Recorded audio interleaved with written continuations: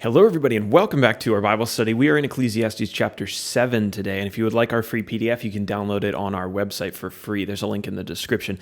We are tackling chapter 7. It is a little bit longer than some of the other chapters. I will say this is not a particularly easy chapter. There's so much in here that I know that I really can't give it justice in 5 minutes. So hopefully you've already read it and maybe you have some time to work through some of the details on your own. But there's so many things that I think need explaining, so many verses that need discussion, that this really is going to be high level. And so hopefully you're able to spend some more time with this chapter after our study is over. On our first page of our outline, of course, we have our short chapter summaries. I think for the sake of time today, we'll just go ahead and move over to page number 2, and we'll get into our outline, into the details.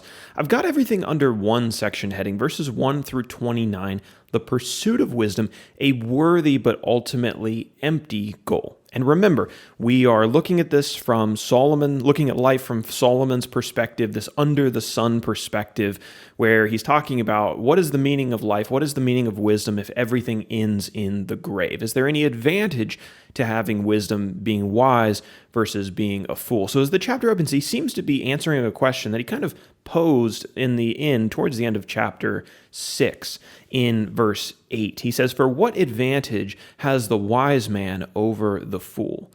Solomon said that there were advantages to acquiring wisdom, even in this under-the-sun mentality. It came with earthly benefits, but ultimately wisdom was a sobering gift. It was a gift that forced a man to acknowledge the vanity of life. If you're a fool, you can think life has meaning. If you're a wise man, you realize it doesn't, not at least from this perspective. Solomon's wisdom had led him to conclude that the day of a man's death is actually better than the day of a man's birth. Maybe this was because he saw it as well. Now all of the vanity, all of the meaninglessness is over. He says that those who are wise enjoy, well, maybe not enjoy, but they spend more time in the house of mourning than in the house of joy. Mourning, tragedy, and the loss of life makes a man wise. It teaches him about his own fate and his own destiny. It's the fools who don't grasp life's emptiness who are able to enjoy life the most.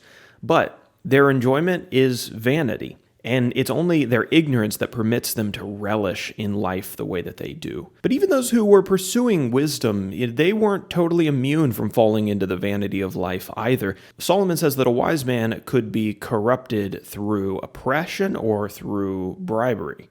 He then continues with a warning or an instruction. He instructs those who are listening to him not to reminisce about the old days, as if the world was such a better place, a couple generations ago, 50 years ago. People still do this today, right? They always look back and go, it was so good back then, and now it's worse. Solomon says, no, that really isn't the case. The world was as vain in previous generations and meaningless as previous generations as it is in the present day. There's nothing new under the sun, remember, Solomon concluded in chapter 1.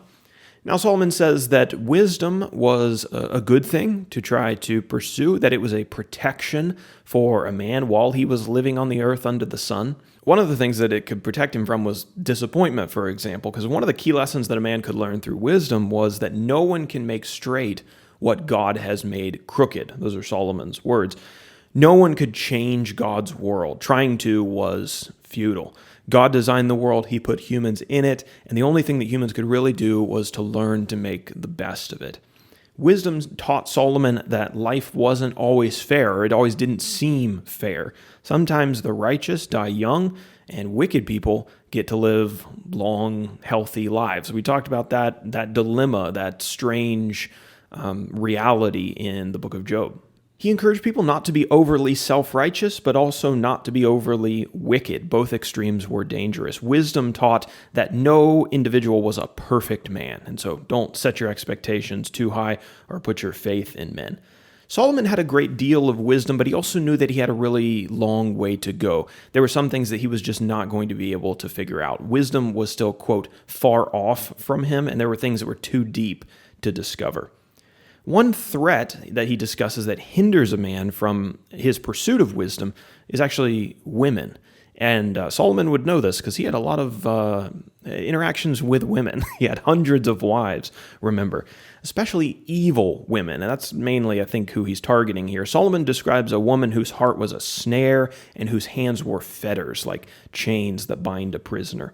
A wise man is going to escape such a woman, but she has been the downfall of many men.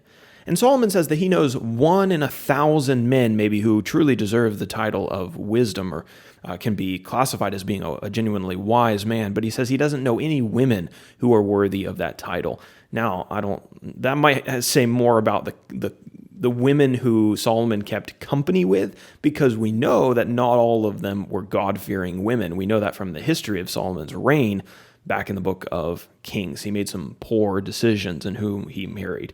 And Solomon concludes with this statement: God made man upright, but they have sought out many schemes. And it's that statement that I want to focus on for our application today.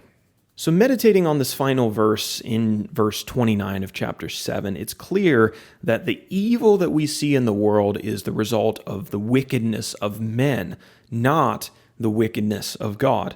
Many people are very fond of blaming God for all the evil that we see in the world, as if everything that is bad in life happens because, God just won't do anything about it, and God's made such a terrible world. But the genuine evil that exists in the world exists because people actually are refusing to listen to God and follow his instructions. If human beings persistently chose to follow God's instructions, the world would actually probably be a pretty great place to live. But their stubborn refusal is why the world is sometimes an unpleasant home. Adam and Eve had the choice to do what was right, but they chose to do the wrong thing, and therefore the world has never really been the same. So there you have it. That's Ecclesiastes 7. Definitely was not able to do this justice, even though I'm probably almost certainly over 5 minutes in this study. So I would encourage you to take another closer look at it and do some study on your own and look at how this fits into the larger context of Ecclesiastes. Lord willing, we'll be back tomorrow to take on chapter 8.